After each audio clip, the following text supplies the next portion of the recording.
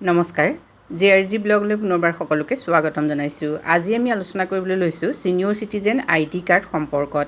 Senior citizen ID card কি আৰু এই আইডি কাৰ্ডখন কোনে কোনে উলিয়াব পাৰে, লগতে আইডি কাৰ্ডখন উলিয়ালে কি সুবিধা এজন সিনিয়ৰ সিটিজেনে লাভ কৰিব পাৰে আৰু কেনেকৈ এই আইডি কাৰ্ডখন আপোনালোকে উলিয়াব পাৰিব সেই সম্পৰ্কে আজি ভিডিঅ'টোত আমি আলোচনা কৰিম। সিনিয়ৰ সিটিজেন আইডি কাৰ্ড হ'ল এখন এনে কাৰ্ড যিখন কাৰ্ড বিশেষকৈ 60 বছৰৰ ওপৰৰ ব্যক্তিসকলে লাভ কৰে। এই কাৰ্ডখন আপোনালোকে চেণ্ট্ৰেলৰো উলিয়াব পাৰে, ষ্টেট গভৰ্ণমেণ্টৰো উলিয়াব পাৰে। যদি আপোনালোকে এই কাৰ্ডখন উলিয়াই থয় তেতিয়াহ'লে এই কাৰ্ডখনতে আপোনাৰ সম্পূৰ্ণ ডিটেইলছ এই কাৰ্ডখনতে থাকিব। অৰ্থাৎ আপোনাৰ ব্লাড গ্ৰুপ, আপোনাৰ এমাৰ্জেঞ্চি কণ্টেক্ট নাম্বাৰ বা এলাৰ্জিছ বা আপোনাৰ যিকোনো মেডিকেশ্যন ডিটেইলছ আপোনালোকৰ থাকিব এই আইডি কাৰ্ডখনত সন্নিৱিষ্ট হৈ। এতিয়া যদি আপুনি 60 বছৰৰ ওপৰৰ এজন ব্যক্তি বা আপোনাৰ ঘৰত যদি 60 বছৰৰ ওপৰৰ কোনো ব্যক্তি আছে তেতিয়াহ'লে আপোনালোকে অতি সোনকালে এই আইডি কাৰ্ডখন উলিয়াব পাৰে। সিনিয়ৰ সিটিজেন্স কাৰ্ডখন আপোনালোকে কেনেকৈ উলিয়াব? ষ্টেট গভৰ্ণমেণ্টৰ ৱেবছাইটত গৈ আপোনালোকে সিনিয়ৰ সিটিজেন কাৰ্ডখন উলিয়াব পাৰে। যিহেতু চেণ্ট্ৰেলৰো সিনিয়ৰ সিটিজেন কাৰ্ড থাকে সেইখনো উলিয়াব পাৰে আপোনালোকে, কিন্তু আপোনালোকে গুগলত যদি চাৰ্চ কৰে সিনিয়ৰ সিটিজেন্স কাৰ্ড অনলাইন বুলি তেতিয়াই আপোনালোকে লিংকটো পাই যাব আৰু সেই লিংকত গৈ আপোনালোকে এই কাৰ্ডখন উলিয়াই ল'ব পাৰে। ডকুমেণ্টছ কি চাই লওক। Documents for proof of age, valid documents, passport, PAN card, school leaving certificate সেইকেইটা আপোনালোকক লাগিব। নেক্সট আহিলে documents for proof of residence প্ৰুফৰ বাবে আপোনালোকৰ ভেলিড ডকুমেণ্টছ হ'ব ration card, passport, election card, electricity, phone bill, ইণ্ডিয়াৰ name of the persons applying. Residence প্ৰুফৰ বাবে আপোনালোকক ration card, PAN card, election card আৰু ইলেক্ট্ৰিচিটি, ফোন বিল ইয়াৰে যিকোনো এখন হ'লেই হ'ল। নেক্সট আহিলে ডকুমেণ্টছ ফৰ মেডিকেল ইনফৰমেশ্যনৰ বাবে আপোনালোকে ব্লাড ৰিপৰ্ট দিব লাগিব, ৰিপৰ্ট এবাউট মেডিকেশ্যন এণ্ড এলাৰ্জিছ সেইকেইটাৰ বিষয়ে আপোনালোকে ৰিপৰ্ট দিব লাগিব। 3 ষ্টাম্প চাইজ ফটোগ্ৰাফছ লাগিব। এইখিনি ডকুমেণ্টছ হ'লে আপোনালোকে সিনিয়ৰ সিটিজেন কাৰ্ডখন উলিয়াব পাৰিব। যদি আপোনালোকৰ এই সিনিয়ৰ সিটিজেন কাৰ্ডখন থাকে তেতিয়াহ'লে আপোনালোকে কি বেনিফিটছ পাব, অৰ্থাৎ কি আপোনালোকৰ সুবিধা হ'ব চাওক। প্ৰথমটো হ'ল ট্ৰেভেল বেনিফিটছ, যাতায়াতৰ কিছুমান আপোনালোকে সুবিধা পাব, যেনে ৰেলৱে। আপোনালোকে ৰেলৱে টিকট ক্ৰয় কৰিবলৈ যাওঁতে 40% পৰা 50%লৈকে কনচেশ্যন পাব। লগতে আপোনালোকে ছেপাৰেট কাউণ্টাৰ্ছ পাব। কিউ কৰি থাকিবলৈও আপোনালোকক টিকট বুকিং কৰিবৰ বাবেও আপোনালোকে ছেপাৰেট কিউ পাব। যদি আপোনালোকে বিমানত যায় তেতিয়াহ'লে আপোনালোকে 50% ডিছকাউণ্ট পাব ডমেষ্টিক ফ্লাইটত আৰু ইকনমি ক্লাছত আপোনালোক যাব পাৰিব। নেক্সট আহিলে ফাইনেন্স বেনিফিট। কি আপোনালোকে বিত্তীয় সুবিধা লাভ কৰিব চাওক। ইনকাম টেক্সৰ ক্ষেত্ৰত আপোনালোকে সুবিধা পাব। অৱশ্যে ইয়াত এটা কথা থাকিব, ডিপেণ্ডিং অন দ্য ইনকাম স্লেবৰ ওপৰত নিৰ্ভৰ কৰি আপোনালোকৰ আয়কৰ ৰেহাইৰ সুবিধা থাকিব। জেনেৰেল পিপুলে যিমান টেক্স দিব লাগে তাতকৈ আপোনালোকে কম টেক্স দিব লাগিব।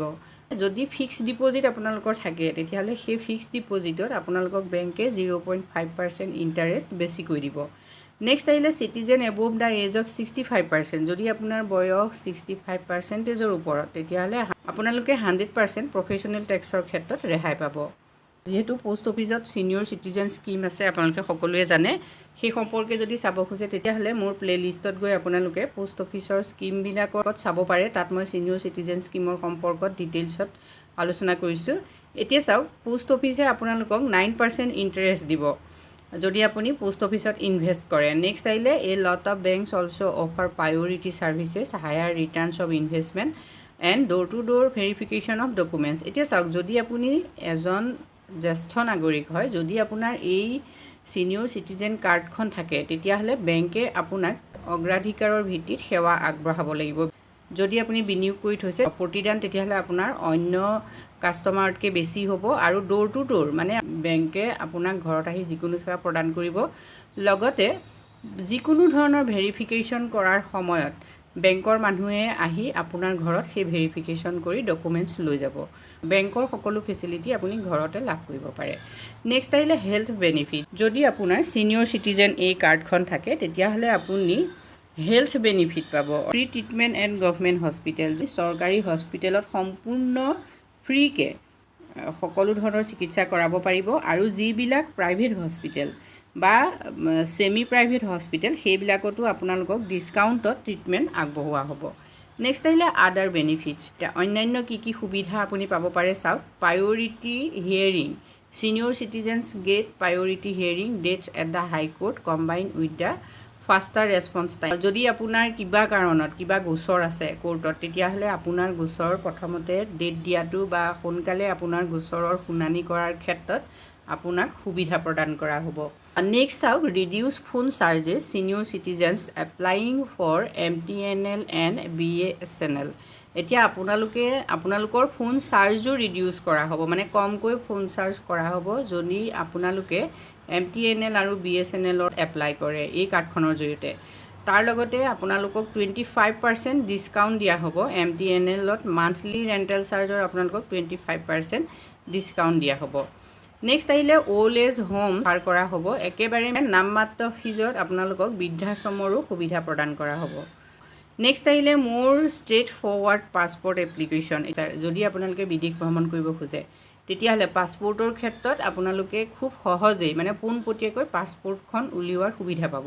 যিহেতু আপোনালোকে জানে যে এখন পাছপৰ্ট উলিয়াবলৈ যাওঁতে যথেষ্টখিনি ৰুল ৰেগুলেশ্যনৰ মাজেদি যাব লাগে, সহজতে আপোনালোকে এই পাছপৰ্টখন উলিয়াব পাৰে। গতিকে পাছপৰ্ট উলিওৱাৰ ক্ষেত্ৰতো যদি আপোনাৰ ছিনিয়ৰ চিটিজেন কাৰ্ডখন থাকে, তেতিয়াহ'লে সহজেই আপুনি পাছপৰ্টখন উলিয়াব পাৰিব। পুলিচ ভেৰিফিকেশ্যনৰ ক্ষেত্ৰতো আপোনাৰ কোনো ধৰণৰ প্ৰব্লেম নহয়।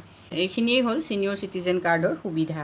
যদি আপুনি এজন 60 বছৰৰ ওপৰৰ ব্যক্তি বা আপোনাৰ ঘৰত যদি 60 বছৰৰ ওপৰৰ কোনো ব্যক্তি আছে, তেতিয়াহ'লে আপুনি অতি সোনকালে এই ছিনিয়ৰ চিটিজেন কাৰ্ডখন উলিয়াই থওক। যিহেতু ছিনিয়ৰ চিটিজেন কাৰ্ডখনে আপোনাৰ জীৱন ধাৰণৰ প্ৰণালীত বহুতো সুযোগৰ সৃষ্টি কৰিব। ছিনিয়ৰ চিটিজেন কাৰ্ডখন যদি আপোনালোকে উলিয়াব খুজিছে, তেতিয়াহ'লে গুগলত আপোনালোকে অনলাইন কৰিলেই কাৰ্ডখন উলিয়াব পাৰিব।